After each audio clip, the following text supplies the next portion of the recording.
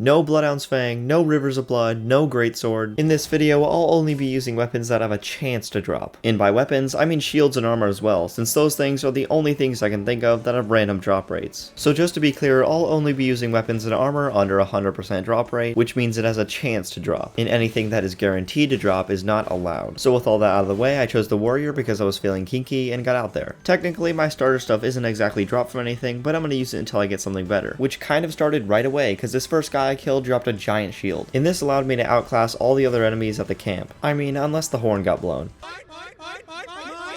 Anyway, I kept killing guys for armor pieces, and eventually I got the Partisan. This made killing everyone easier, I think. I just kept stabbing behind my shield. Eventually, after killing the big guy in the middle a bunch of times, I got his full set. This gave me confidence to challenge Margit, but first I went to kill the Tibia Mariner.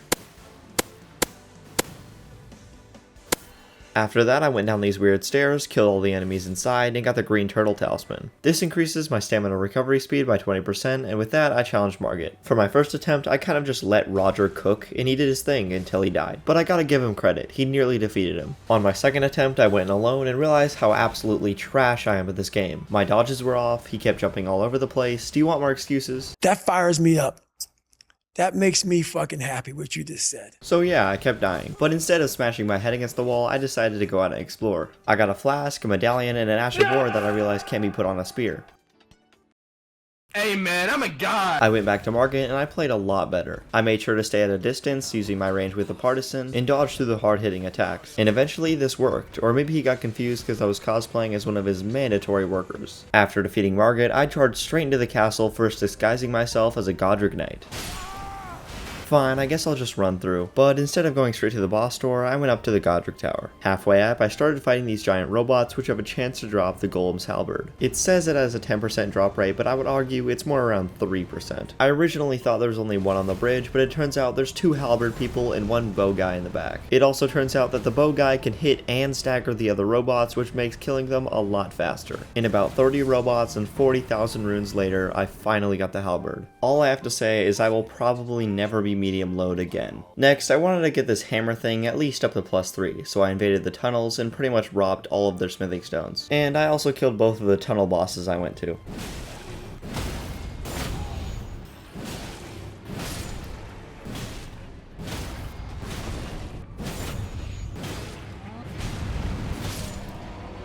And with that out of the way, it was time for Godric. Heading into this fight, I knew heavy load was going to be a minor problem, but it didn't matter because my poise was about to go insane. It took like 3 hits and he was already on the ground. One thing I haven't talked about is the Ash of War on this weapon, Charge Forth, which really helped me close the distance even in heavy load. Starting the second phase, it was already over because this phase is easier than the last. I immediately got a stagger and started chipping away at him. Remember what I said about the Charge Forth skill? Well, this is what I mean by closing the distance.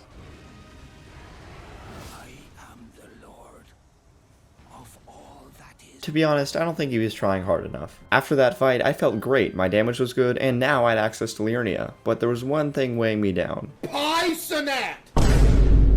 Yeah, I just couldn't make it out of heavy load. So, to find a way to lose some weight, I traveled the world, found EG, conquered another tunnel, got the bell bearing, and after all that, unsurprisingly, none of it worked. Maybe it was time to get a lighter weapon. So I introduce you to these weird skeletons that somehow have the coolest weapon in the game. It took about an hour to get, but time is relative, so yeah. Matching the upgrade of my weapon, I decided to update my armor, patch 2.0. I farmed these carrion horse people for another hour, and it says the armor drop is 3%, but I would argue now it's 10%. I went from looking like a mandatory volunteer to a volunteer that ignores what terrible things my higher ups are doing. Now, with my new weapons and gear, I thought it was finally time to challenge Radahn's border patrol.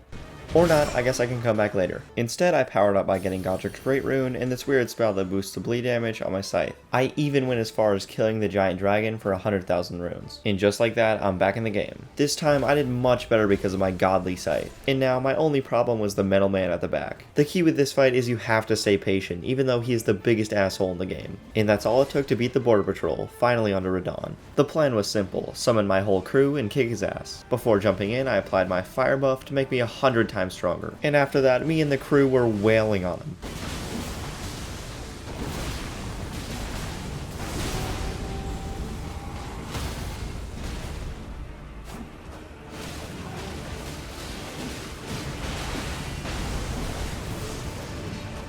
When he came down, I made sure to not get hit by his purple flying rocks because they do 1,000 damage. After that, me and the gang just surrounded him and kept spamming, and obviously that worked for us.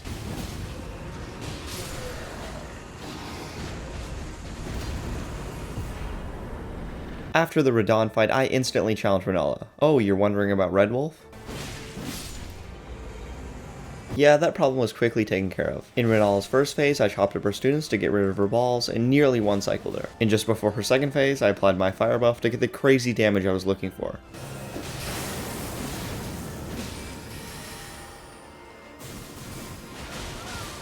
Yeah, I'm pretty sure that worked. In her second phase, with all the summons, I used a strategy called running away, which works right up until her dragon spawns.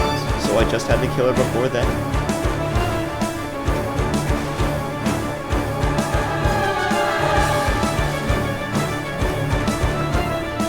Right after killing Renala, I jumped straight into the Atlas Plateau. I felt like my armor needed a massive update, so I started playing this golden guy on this giant platform. Out of all the farming sessions I've done, this one was definitely the hardest. For a while, I didn't even think he dropped his armor because I kept hitting his weapon, but in the end, it was all worth it. Now I can play more.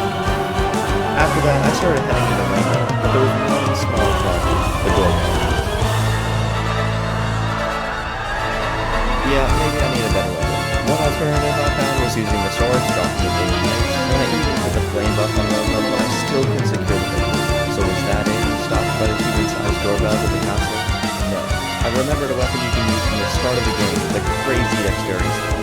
You guessed it, the Guardian Sword Spear. Not to mention it also matches with my armor super well. So I upgraded it to plus 12 and went back to take revenge on the Draconic Tree Sentinel. This time I couldn't believe the amount of damage I was doing. Half his health was gone before he even had a chance to fight back. But then again, it wasn't enough. Maybe I should try a different strategy. Instead, I attacked him, and then ran away to make him lose aggro, and then attacked him again. I did this about 9 times, and on the 10th time, he fell. Down goes Draconic Tree Sentinel, finally into the capital. In here, I didn't do much except burn this tree, and then went up to challenge Godfrey. I think everyone knows this is one of the easiest fights in the game, which is why it's one of my favorites. My strategy for this fight is just to keep attacking until I get a stagger. If I do get the stagger, it's game over, and if I don't, I die. And thankfully, this time was successful. Godfrey down. Now that Godfrey is defeated, I unfortunately have to challenge Morgott, but he's only like 3 times as hard. It can't be that bad, right?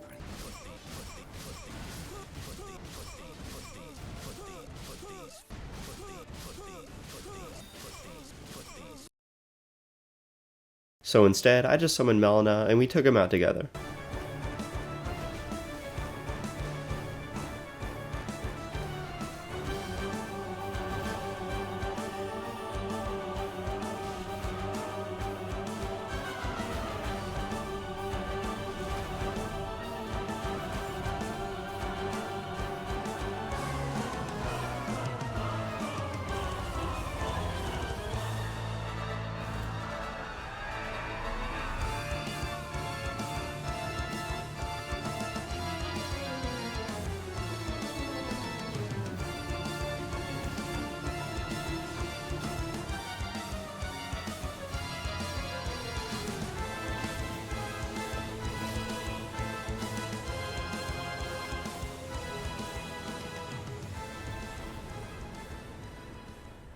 Well, now that Morgott is defeated, I'll just head up to the North Pole to find Santa Claus. Apart from the smithing 3 bell bearing and the elongated cobblestone bridge, there's actually not that much up here. One place I did stop was the Giant's Mountaintop Catacombs. If only I knew how much hell was actually in here. Santa's gremlins and elevators, the worst experience in the game. I even watched a video to help me navigate this dungeon, and some of the comments were exactly as I expected. And the worst part is I was actually trying to farm for the Watchdog's greatsword. So you may think I toughed it out and tried to farm for 20 hours, right? Nope, I got out of there. I'm getting a different weapon. Instead, I decided to farm these easy to access glowy giants on the way to the 4 belfries. It took a while, but I finally got their big sword. And the thing about this weapon is it actually scales with intelligence, so it might be good against the fire giant. And good it was, especially when I did billions of damage on his broken foot. But in the second phase, easy mode gets turned off, and I have to go straight for the balls. And after 5 minutes of ball hitting, he fell. At least I put him out of his misery. After killing the fire giant, I just headed straight into Farum Azula. And similar to the mountaintops, it's pretty barren except for 2 white balloons. For this fight, Bernal challenged the slim guy, and I challenged the big chubby. I had the ability to dodge, and Bernal had the ability to have a bigger health pool than the boss. And just like that, the balloons were popped. On to Malekith. Oops, I forgot to get this guy out of the way.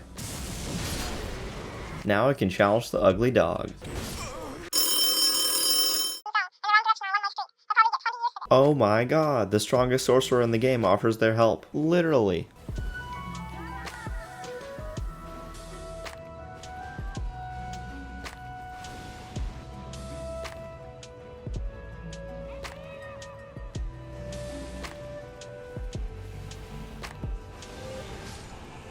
After that, I touched this weird red thing and went straight to Gideon. Happy feet. One more combo. That ain't Falco. That ain't Falco. Next up is Godfrey. I feel like everyone thinks these last few bosses are super hard, but they're not, except for that thing. For this fight, all you have to do is stay close in the first phase and stay as far as you can in the second phase. But since I have this giant sword, I plan to keep attacking until I get a stagger. And this actually worked, because the last hit I got was my riposte. Going into Radagon and Elden Beast, I know my strengths, and I think Radagon is one of the easiest fights in the game. All you have to do is dodge and smack, and sometimes get hit by the little golden bits. Although in the second phase, Elden Beast completely makes up for the easy part. He's pretty much just a giant tank with a bunch of trump card moves. These 6-foot rings have contributed to at least half the deaths, but in the end, he finally used some of his more counterable moves, and I finally got the dub. Anyway, thanks to everyone for watching. I don't know why, but the Draconic Tree Sentinel armor just makes my chest disappear. So, yeah, see ya.